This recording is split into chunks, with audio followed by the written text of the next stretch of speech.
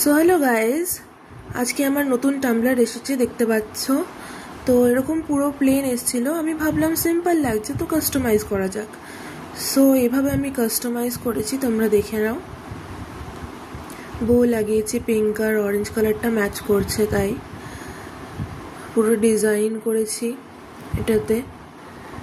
তোমরা দেখতে পাচ্ছ পিঙ্ক কালার আর হোয়াইট কালার দিয়ে ডিজাইন করেছি, বেসিক্যালি অফ হোয়াইট কালারের টাম্বলার এটা। সো এভাবে কাস্টমাইজ করে এদিকটা পুরো যেরকম প্লেন দেখতে পাচ্ছ সেরকমই এসছিল, পুরোপুরি প্লেন এসছিল। তো এরকম ভাবে কাস্টমাইজ করেছি। আমার নাম লেখা দেখতে পাচ্ছ, নামের শর্ট ফর্ম, ফুল নাম, ডাক নাম, সবাই যেটা ডাকে লাভপুরমা সেটাও লেখা আছে। সো কাস্টমাইজ করতে গিয়ে কিরিং চার্ম লাগাতে গিয়ে হ্যান্ডেলটাতে না একটা স্ক্র্যাচ হয়ে গেছিলো।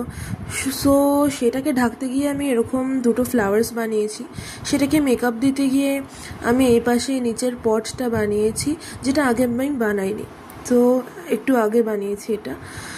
বানিয়ে তোমরা বলো এবার কমেন্ট সেকশনে যে কেমন লাগলো কাস্টমাইজেশন।